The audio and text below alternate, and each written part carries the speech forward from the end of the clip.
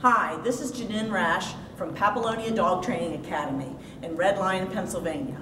Today we're going to talk about teaching a dog to halt. And we're going to use little Josie, who is low tiki, a tropical heat wave. Yay! All right, so Josie obviously doesn't have any titles yet because she's still very young. I think she's 16 months now. So she's very willing to show you what she knows how to do. All right, when I first teach them, first thing obviously I have to do is teach the dog to sit.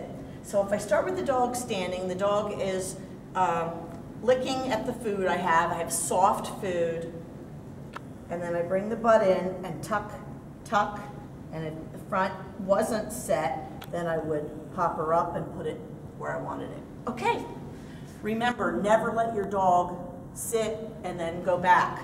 You don't want that. Sit, tuck, tuck. The way you keep that from happening is you push the butt towards this hand. Everything goes towards that hand, okay? So they don't rock back. All right, once they can do that well, then I'm gonna have some kind of a barrier. You could use a wall, you could use ring gates. We use these, and it makes it much simpler because I don't have to worry about both sides of her body, okay? It's because you want those sits to be really nice and tucked in and real sharp. So she's licking the food, sit, tuck it in, good. Ready? Move up and sit, and that's what I say to her so she learns what that means. Good, good girl. Okay, spin, twirl, good girl. Try again. Here we go, come on. Sit, move up and sit. And you see how this little piece of leash that I'm holding on to is nice and tight, so she can't go backwards. Move up and sit. Good. All right, once I get to the next point, I'm going to use a long cookie, long piece of cheese. Another thing that I use, because a lot of my toy dogs can't eat a lot of cheese, is I will make them pasta. Some fettuccine works really well. And to flavor it, you can just boil it in chicken broth.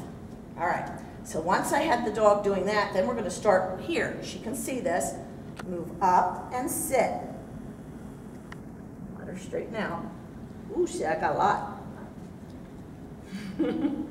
Ready? Move up and sit.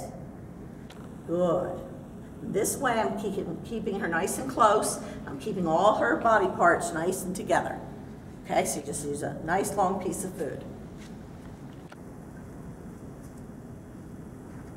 The next thing I teach usually is a double leash. Now what a double leash does is it teaches your dog to stay nice and close without you hovering.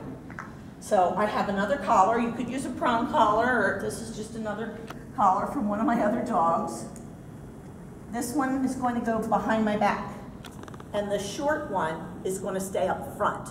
So the long one here, short one here. Now when I want her to keep her butt in, I'm not going to pull out to the side like you would think that you'd want to do. You're going to pull forward, lightly at first, and then you'll be able to judge how hard you have to pull it. So when I pull it, it gets her butt in. Move up and sit, right here. Move up and sit, right here. Move up and sit. Move up and sit. Good girl! All right, when I very first started doing that, obviously I do one, give her cookies, and then play.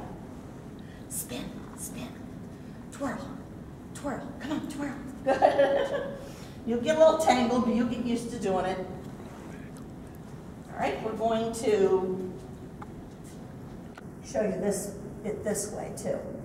Ready? Move up and sit. Move up and sit. So I'm using the same terminology. Move up and sit. Good. Get it. Good girl. Yay! Spin. High five. Woo! All right, little girl. All right. Another method that I use is using a dowel. Some dogs prefer that. Some handlers to the double leash. I've used both. It depends on the dog and what I'm up to at that moment. Okay, little girl. So what I'm going to do with that, come on back. Move up and sit. I'm going to keep it to the side and behind her. I don't want it up here because that scares them. Bring it back here, And if I need to, I can touch her flank back there. Ready? Move up and sit. Good. Move up and sit. Good. Move up and sit. Good. Move up and sit. Now I'm going to show you a side view. Ready? Move up and sit. Oops, move up. Move up. Good. Move up and sit. Move up and sit. Move up and sit. See where I'm keeping the dowel? I'm not touching her unless I need to. Good. Okay. Once they start getting good at that, then I start teaching them this little clip that I already had on. You might have already noticed her touching it. She just started learning this about 2 weeks ago. So this is very new for her. First thing I did was put the clip here and teach her to touch it. At first she thought she was supposed to touch my finger. So what I did was I took a pointy object like a pen and used that to point to it. And within 2 weeks, she's really gotten a great understanding of touching it. Here, move up and sit. Now they have to sit first or they could end up with their butt out. Okay? Move up and sit. Touch. Good! Yay! Good girl. Okay? Show you from the side. Josie. Move up and sit. Touch. At least she's getting in your way. Ready? Move up and sit. Touch. Good. Get back. She tends to forage, so a lot of times I'll feed behind me. Right here. Ready? Move up and sit. Move up and sit. Touch. Yes, good. And it keeps her from leaning out. Okay? You don't want the dog to lean out. You want that sit to look nice and pretty. Touch. Good. Beautiful little compact sit. Okay? So once you get going, then it's going to look really nice when you do some of your turns into it. Ready? Let's go. Turn. Move up and sit. Touch it. Touch it. No. Forgot, huh? Touch it. There you go. Good.